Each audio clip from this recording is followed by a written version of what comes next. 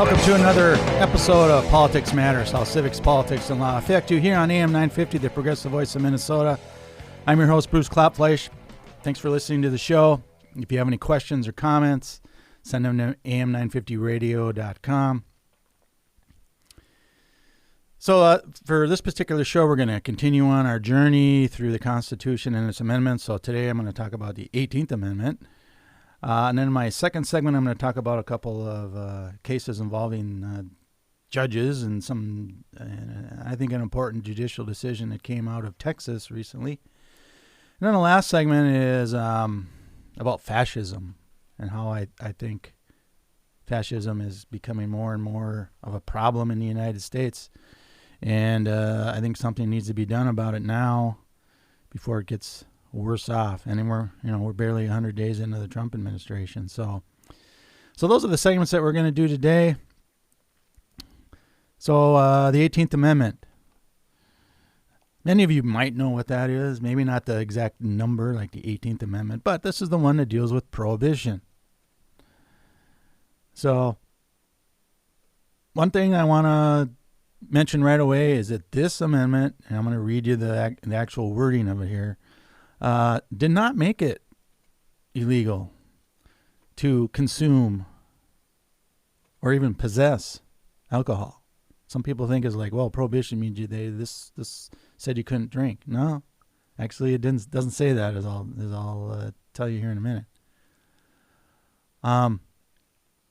Now, there certainly were, after this was passed, though, after enough states ratified it. No, there were certainly states under their state law that barred consumption or possession of alcohol.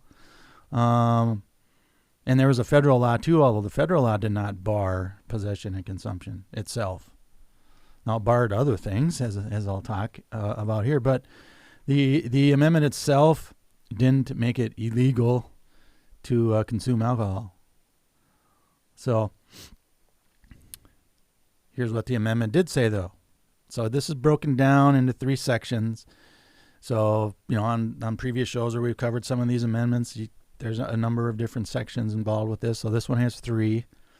And all 3 of them are important. So I'll go through, like I said, I'm just going to read the actual text itself and add in a few things of my own comments about it. So,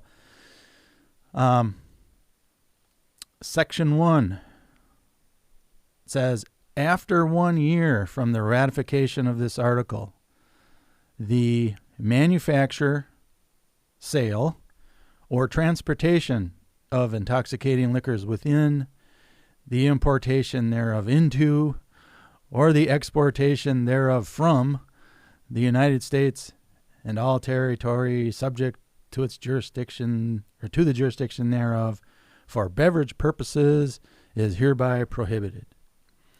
So that's the long way of basically saying, okay, we're going to give the states and the federal government 1 year to get ready for this after it's ratified. So this was ratified in 1919 in January, but it did not become effective until 1 year later. So this amendment is a little bit different than some of the previous ones we talked about, where they actually say that it's not going to apply right away. Here, they're giving 1 year before it actually starts kicking in, so that I presume that they did this to give the states and federal government some time to get ready for it and to pass some laws that deal with this. So the second part, again, talks about manufacture, sale, or transportation. So again, it does not say possession. It does not say consumption of intoxicating liquors.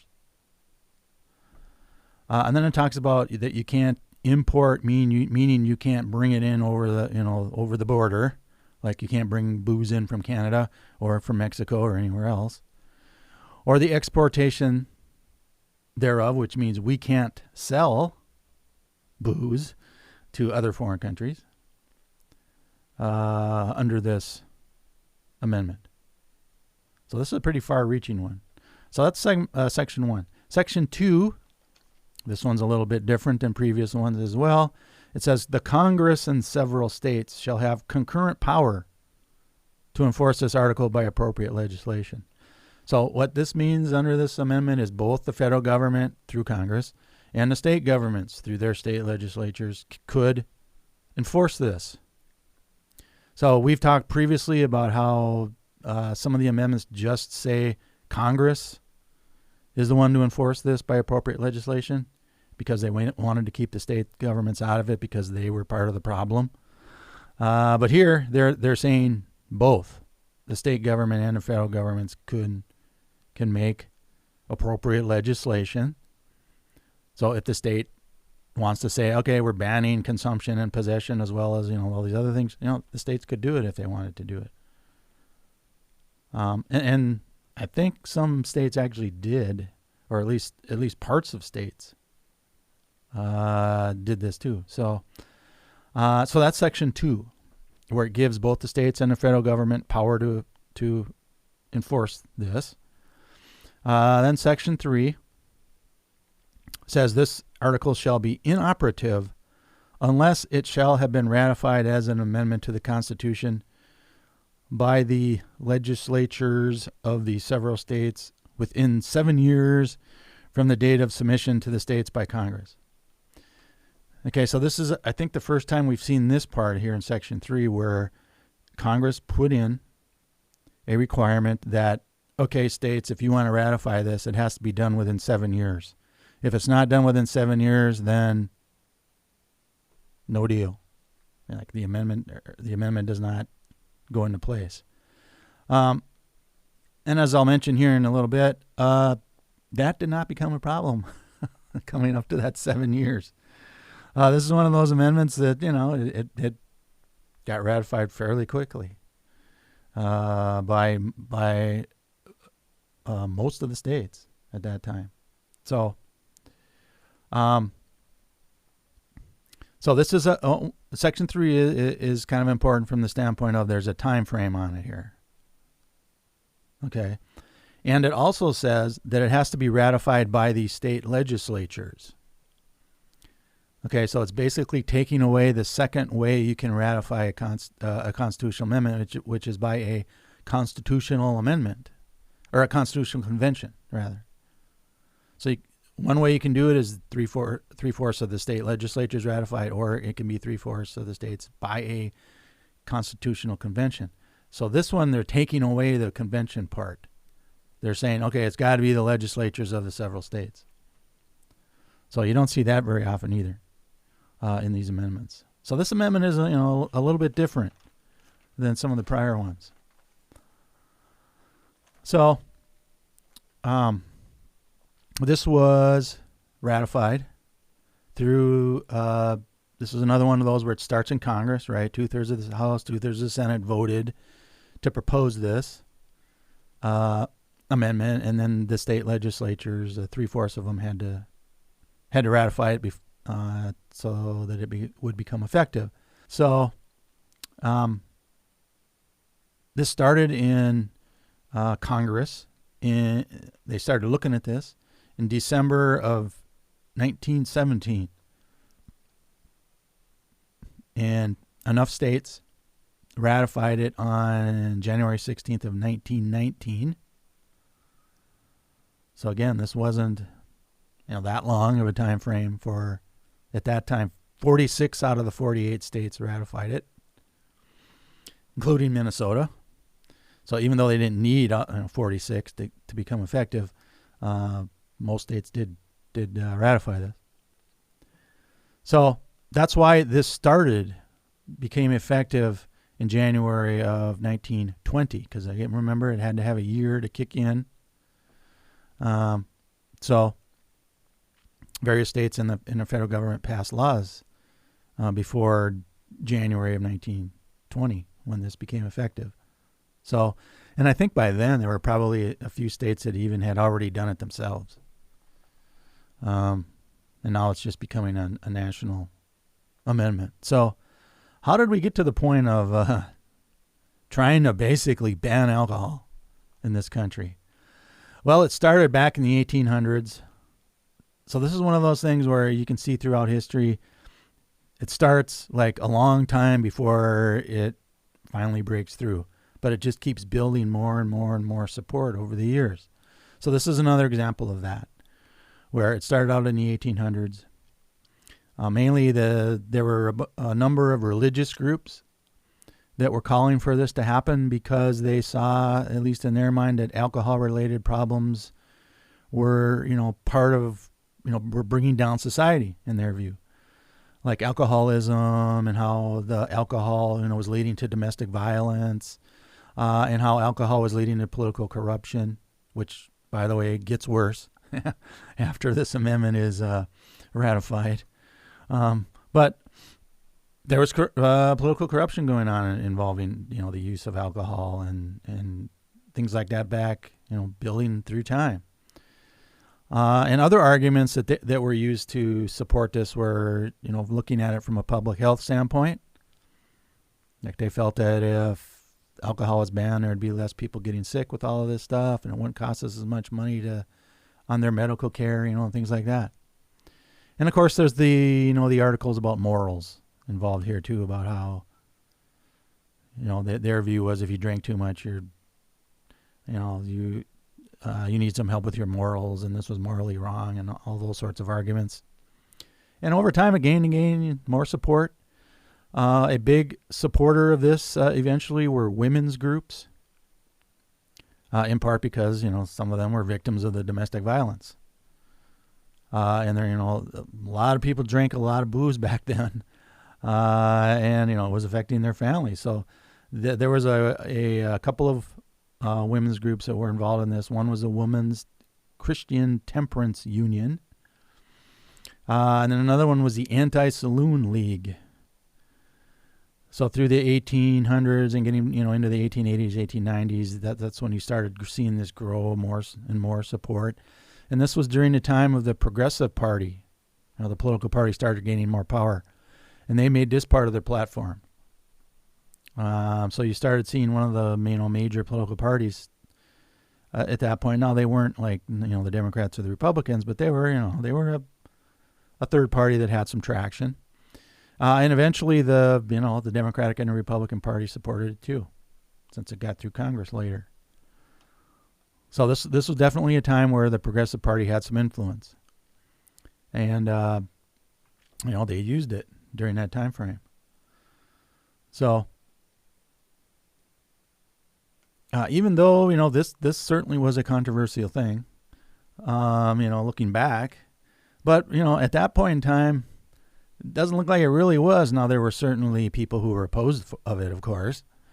But when you get 46 out of 48 states, you get a majority, easily 2/3 of majority in Congress. I mean, it wasn't that close of a vote out of Congress. I mean, you had a lot of people supporting this at the time. So this wasn't really that big of a contentious, amendment back then. And that's why it didn't take long to pass, to get ratified by the states. Now, the federal government, after the amendment got through Congress, and then they were starting to go out to the states to get looked at, the federal government passed something called the Volstead Act, and it's also called the National Prohibition Act. So if you see those two terms, they're basically talking about the same thing. And Minnesota has a connection here. The Volstead person was a representative from the Minnesota 7th District in the House. Andrew Volstead was his name. He was a Republican from Granite Falls, and he was the chair of the House Judiciary Committee, which was kind of where this bill was being pushed in the House. So he had a big hand in this. That's why it's called the Volstead Act. So this particular law, the Volstead Act, was passed by Congress in October 28, 1919. Right, so this was they had this all set to go once the 1 year was up in January of 1920. So they had this ready to go. And believe it or not, I was not aware of this until I looked into this a little bit. But President Wilson, he was the president back then, vetoed that law. But Congress overrode the veto. Right? So again, this kind of shows you how popular this prohibition thing was back then. So something else that was going on then was World War I. So one argument that people made for prohibition was to save grain. Not use it for alcohol, but to use it, to eat more because World War I's going on, and there were some food issues, and also using the grain to help send over to the troops that were overseas. There were also people who wanted to use alcohol for scientific research, and banning it gave them more of an opportunity to use what was there for research. By the way, during this time, a little bit later, but is when Alcoholics Anonymous was founded. Right? So there was groups wanting to use alcohol for scientific research. And also there were some industrial uses for it, like for fuel and dyes. So this was another group of society that wanted prohibition so that they could use it for other things. So at that point in time, the Volstead Act defined intoxicating beverages, remember that's the term that was used in the amendment, as greater than 0.5% alcohol. At some point later, President Franklin Roosevelt kind of cut into this a little bit, where he and Congress passed a law giving the 3.2% alcohol, for near beer or things like that, right? That is called back then. But at that point, it was 0.5% alcohol. Now, there were some exceptions to this. Like if you had booze before Prohibition, well, you could still use it. So, of course, a lot of people were hoarding it before it took place. You could also serve booze to that booze that you kept, that you got before Prohibition. You could serve that to your family and friends. So that's kind of a big loophole, at least initially. And physicians could still use it for medicinal purposes. So, they gave prescriptions for alcohol use back then. Although there was they only allowed 1 pint every 10 days under this Volstead Act. And there were the religious exceptions for, sacramental purposes, for serving wine, for, communion at various, churches. So there were certainly some exceptions under the federal law to the 18th Amendment. But needless to say, this was back then, again, if you remember what was going on in history, this was a popular thing. And it had some good intentions. But it didn't last very long. There were a lot of unintended consequences that occurred, not to mention the rise of organized crime that can be traced to this. So, we're going to cover that when we cover the 21st Amendment here in a few weeks from now, because that is the one where they repealed this amendment. So that's the 18th Amendment on prohibition. So we're going to go to break now. When we come back, I'm going to talk about a couple of federal court cases involving the Trump administration. So we'll talk to you on the other side.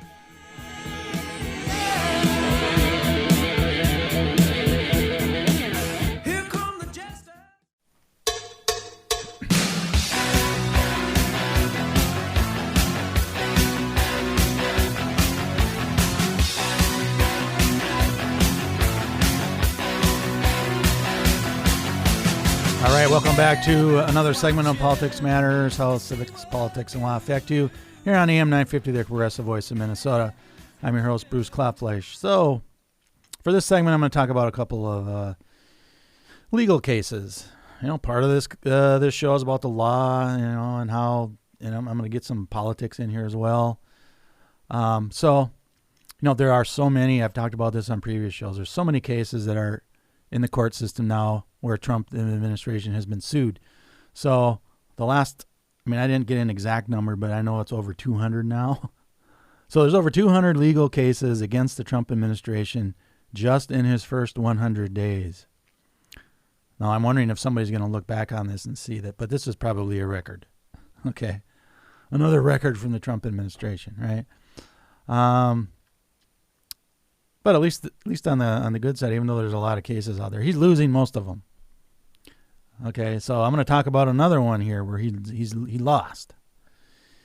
So I can't cover all of these cases, of course, but I'm picking out one here that was just decided the other day. So again, I'm taping this on Wednesday morning. This case came out. It was either Monday or Tuesday. So it's a fairly new decision here. So this case involves a matter out of the federal court in El Paso, Texas. So 2 Venezuelan immigrants have been in custody for allegedly being a, quote, alien enemy, close quote, under the 1798 Alien Enemies Act. So this is the federal law that Trump is using to basically say, all these guys are Venezuelan gang members and Venezuelan gangs are at war with us and, blah, blah, blah. And so he takes them into custody, right, under one of his executive orders. So this was brought in front of a hearing in front of a federal judge named David Briones. I hope I'm pronouncing that right. And he actually basically blasted the Trump administration in his decision. But the thing about this case is this is, as far as I could tell, the first decision where this judge interpreted the 1798 Alien Enemies Act, applying that act to the two couple, there were a man and a woman that were a couple that were in custody and having their hearing in front of him. So this is the first time I think a judge has actually interpreted that law. So he wrote a 37-page opinion. Basically, I'm going to talk about a few things that he said in the decision, but basically what he said is, Trump administration, you have presented me with no evidence to support the claim that these people are, quote, alien enemies, close quote. Which I mentioned before in a lot of these cases, I'm not surprised that a judge made this decision because many judges in a lot of these cases that have been in court already have been coming back saying, you showed me no evidence to support your claim here. Just saying it doesn't make it so, doesn't make it legal, doesn't make it a law.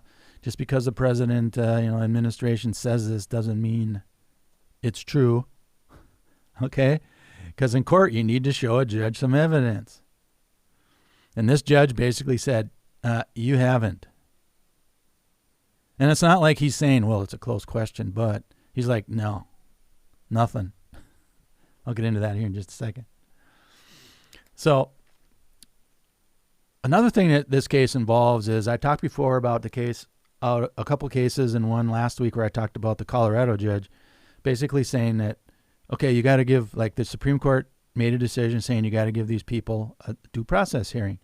And what part of it includes notice. Like, what does that notice mean? So this particular judge said similar things to the one that the Colorado judge said. Like, I kind of thought you would start seeing some judges adopt that type of thing for notice. And this particular judge said, well, this notice provision, this notice document that the Trump administration gave these two people was in English. And they can't read English. So, they didn't know what this thing said. And this notice was not given to their lawyer, even after the lawyer asked for it a number of times. So there's another problem that the Trump administration is running into on a lot of these cases. The administration kept asking for extensions of this hearing, and the judge, initially did, like, give him one, but then later the judge is like, no, you haven't given me and then in his words here, a, quote, single reason, close quote, why, I should, extend these hearings anymore, because you haven't given me any evidence, right, as to why these people are alien enemies. So, in his opinion, he talked about, he had made a previous decision about these, I'm not giving you any more extensions. So that there was an order about that. And then, so this next one is where he basically said, well, no, you You lose, Trump administration.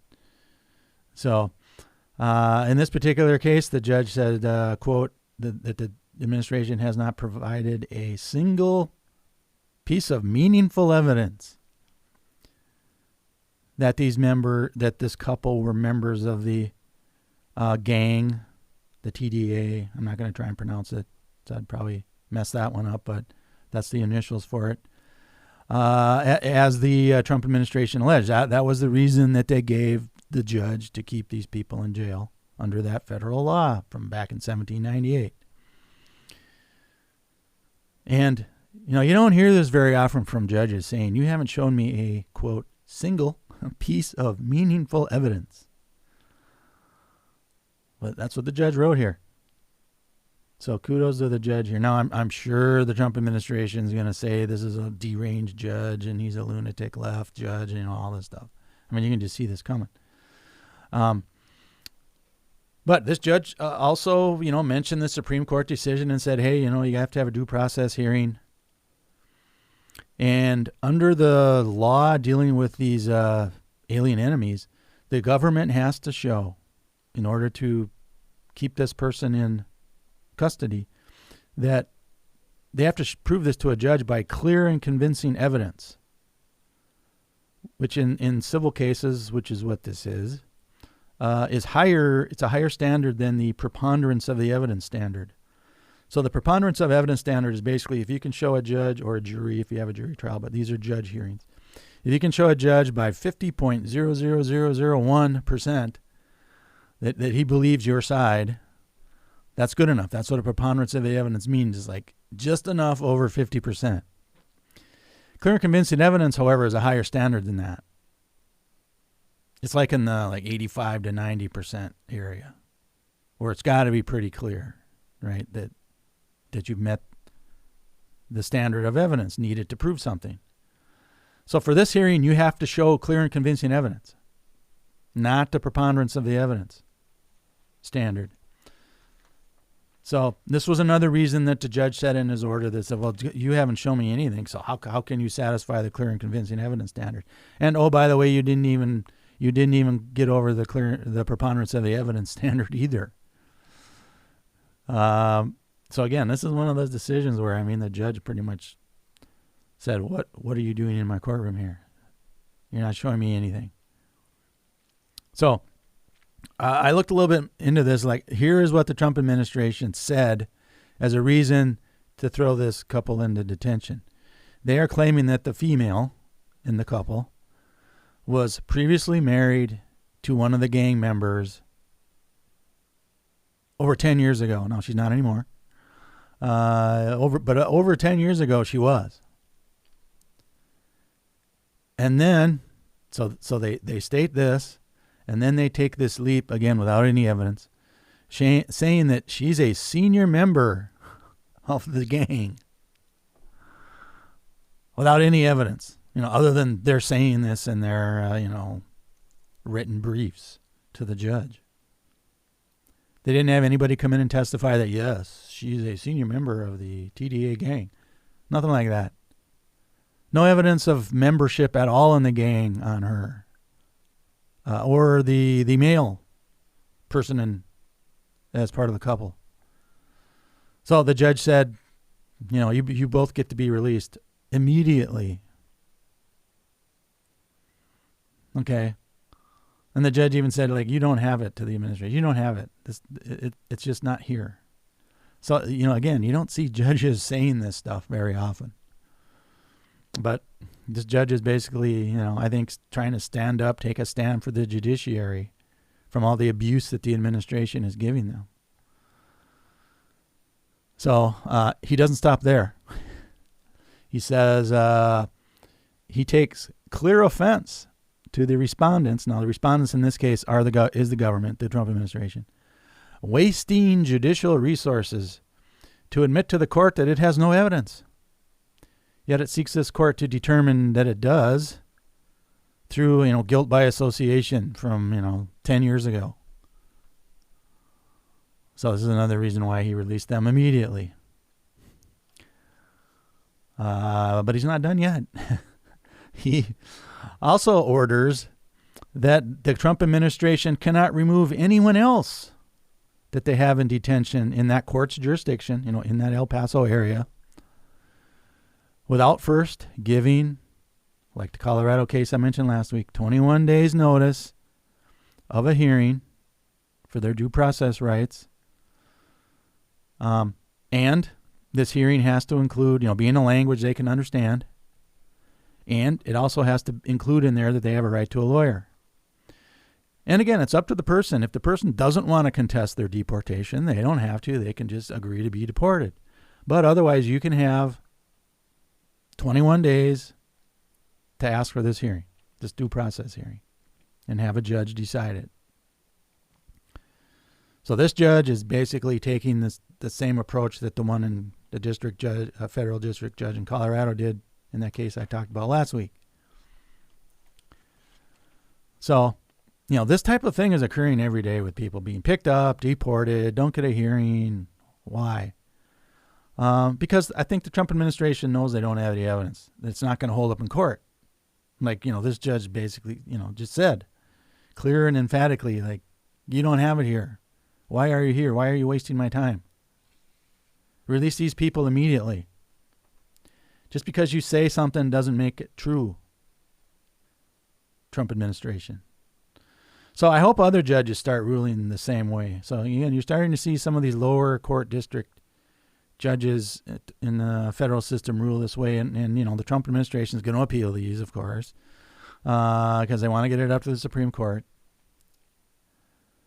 And hopefully the Court of Appeals judges will rule the same way. And the Supreme Court will rule the same way. Because this, to me, again, it's just my opinion. It's a pretty clear-cut case. They just don't have it. And I have a feeling that most of these alien enemies reasons that they give judges don't meet the definition. They're not going to be able to prove it in court. So, ironically, I guess, this is another example of how the Trump administration is committing waste, fraud, and abuse itself. At least when it comes to these and in all these court cases. Your money, your tax money is being used to waste the court's time to battle on these hearings they're going to lose, but yet they keep doing it. And they like to talk about waste, fraud, and abuse. Well, they're wasting court time. They're abusing their power. They're spending money, our money they don't need to because they are going to lose. So, hopefully the judge will, the Court of Appeals, if they even take the case, and they probably will, rule the same way.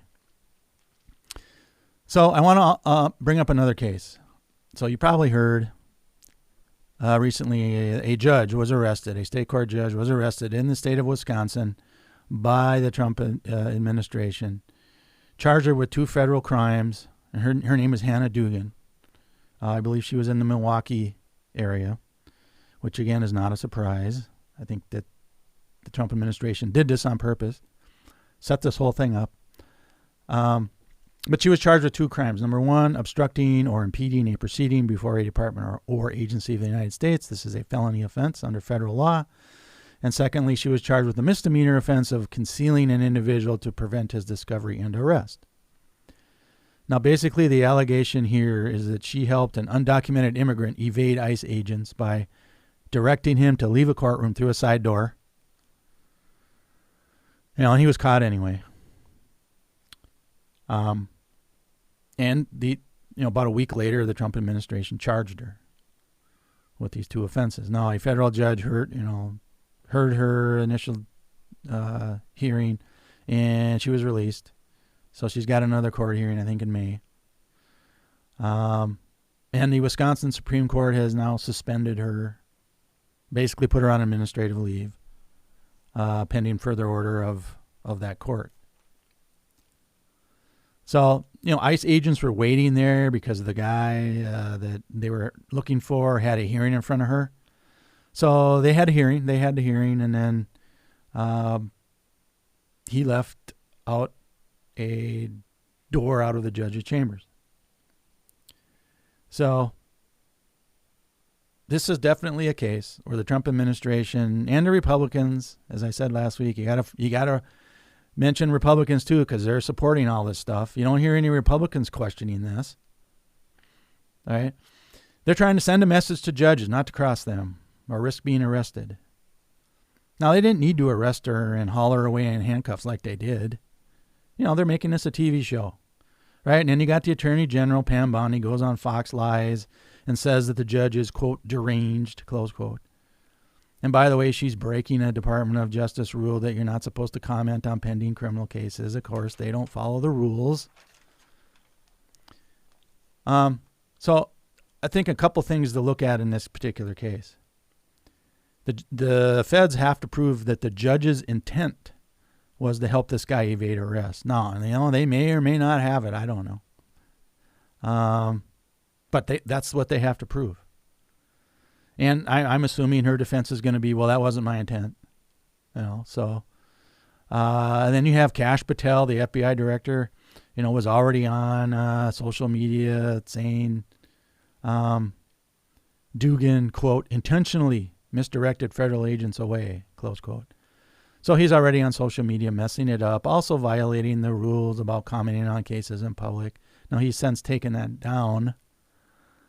But he's messed this up because, her lawyer's going to say, hey, I think it was the intent of the FBI to basically set her up. So she might have an entrapment defense too.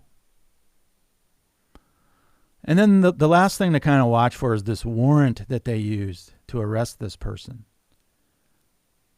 Now, ICE claims that it got an administrative warrant, which is not the same as a judicial warrant, which is signed off by a judge. This administrative warrant doesn't give officers permission to enter private spaces. I assume that the judge is going to say, hey, my chambers is private spaces. So, I can do what I want in there. So, even if, let's just assume, it was her intent to, let the guy escape. And again, I'm not saying it is, but let's just assume.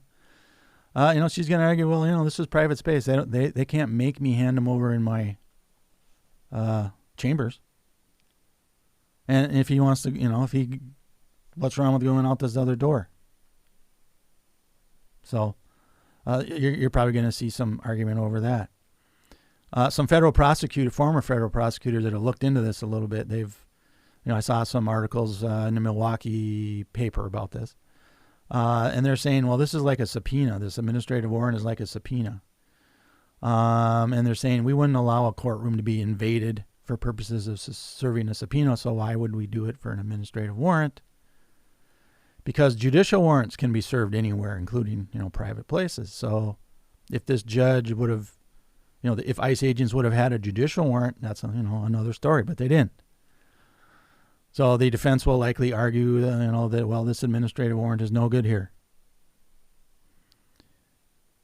And just, letting somebody go out this door doesn't meet, the standard here. So, obviously ICE is using courtrooms and courthouses as traps for people to scoop them in because they know they have legitimate business in courthouses. The problem here is that, you're also going to scare off victims. You're also going to scare off witnesses, that are supposed to come for hearings. They may stay away now because they don't want to get scooped up. And now, one other thing to watch, I think this is going to, at least an attempt by the Wisconsin Republicans, are going to try and impeach her now.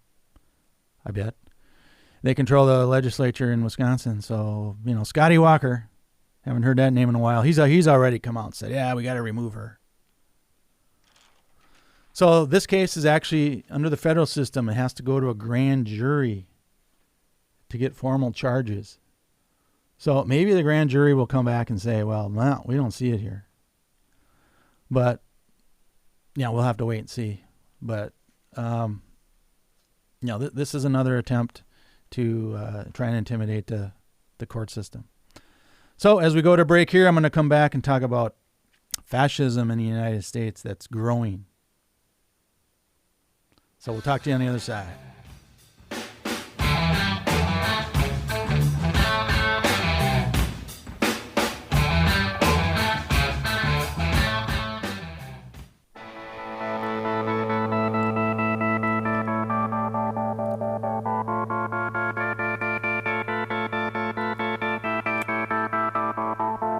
All right, welcome back to the third segment of today's show on Politics Matters, how civics, politics, and law affect you.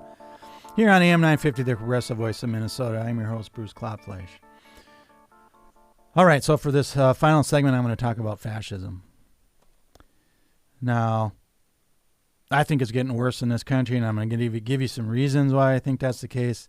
And I really think people need to start paying more attention to this, including the press, but also including us. And I think it's time to realize that what ran on and all that stuff is, I mean, he's following through on it. At least he's trying to. And one of the problems that we're going to run into, and we're already seeing it, is that he's just going to ignore court orders.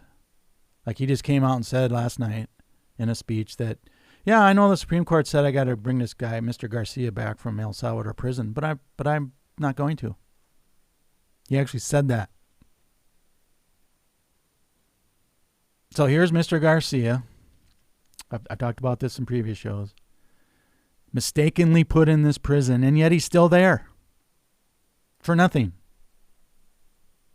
You know, how long is he going to be there? Is he going to be there until Trump leaves? I mean, really. This is what this country has come to now. Now, I hope the guy gets out, but Trump, or at least right now, Trump's in no mood to let him go. Here's an innocent guy in a gulag in El Salvador. And the Republicans are just cheering this on. Like, oh, good. Even though he's completely innocent. So, you know, I've said a while back, when we talk about 2025, you know, leading Project 2025 and leading up to the election, I talked about fascism and how this is going to go down if Trump wins. And here we are. You know, so there is, I refer you to a Rachel Maddow show from last night. So that's Tuesday night, for those of you listening on the weekends. And there was an incident in Oklahoma City where federal agents, through at least the woman that was involved in this, the victim, I'm going to call her, says that it was FBI, the Marshal Service, and ICE broke into her home thinking there was illegals there. Well, she's not. She is an American citizen. And her 2 daughters were there too. 2, I think, teenage daughters. So they're minor children. Okay. And of course, not surprisingly, they were wrong. The people or the person that they were looking for wasn't there, didn't live there. Don't know if they ever did. I mean, I assume somebody will look and see if that's the case. You know, if we ever find out who they were looking for, because, you know, they're not going to come out and tell us probably. But point here is they were wrong. Again. And now it was an American citizen that they violated her rights. Well, what did they do? Well, they broke into her, literally kicked the door down into her house before dawn. So, I mean, everybody was sleeping, you know, in the house. Kicked in the front door. Came in there and literally broke just about everything there. Because they had a search warrant. They took her phone and any electronics that she had or that the kids had. Busted up everything. And they even took her money. Literally took her cash. So now she doesn't have any money. Thanks to the federal government. They broke in. They didn't even leave contact information. They didn't even leave a copy of the so-called warrant that they used to kick in her door and bust up her stuff and steal her stuff. Yes, I use the word steal here because that's basically what they did. This isn't the right person. What else can you call this? You know, they're going to go, ooh, you know, they'll call it the oopsie, right? We've heard this so many times. Oops, sorry. They're not even saying oops, sorry right now. When you serve warrants, you are supposed to leave a copy of that with the owner of the house, or at least the people that are there. They didn't do that. Heck, these agencies are even denying they were even there because this looks so bad. So even though these people admit that this is not the right person, they still got her money. They still got her phones. They still got her electronics. God knows what I know what they've done. They're going through that stuff, combing right through it. Even though this isn't the right person and even though this is an American citizen. Now, this can happen to anybody. This can happen to you and me someday, unfortunately, if this keeps up. Now, I know a lot of people are like, well, this isn't going to happen to me. This isn't going to happen to my family. Big deal. Well, it is a big deal because it could happen to you. I'm sure this woman, an American citizen, didn't ask for this, but yet it happened to her. This just highlights the ineptitude of the Trump administration and the complicity of the Republican Party encouraging crap like this. It would be bad enough if they were, if these people were actually undocumented, but they weren't. They should have known this. It's not that hard to find out. I mean, she was telling them, I'm not this person you're looking for. I'm an American citizen, but that didn't stop them. So now you got American citizens who are now traumatized, for nothing. No apology, didn't give her money back, didn't give her phone, anything back. Whether they will, I don't know.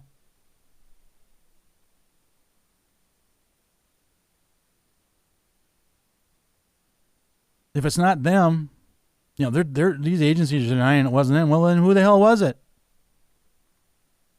Who's doing this in the name of the Trump administration? Now, I suspect it's at least part of these agencies, but they're just denying it because it's looking bad for them right now. But does Trump have a private army that's going out and doing this stuff? This is all signs of fascism. Now, I presume that this woman is going to file a lawsuit against the government, and your tax dollars are going to be spent paying for this, and she's probably going to win, and you talk about waste, fraud, and abuse some more. More money of your money is going to go down the drain because of this. Now, we have to wake up, people, and have to start fighting this. All right? Because the more and more this goes on and the more and more nothing happens, they're just going to keep pushing the boundaries. I mean, we still got Mr. Garcia an innocent man sitting in a gulag in El Salvador, and no one's trying to get him out. And we're only in the first 100 days. Jeez. Talk to you next week.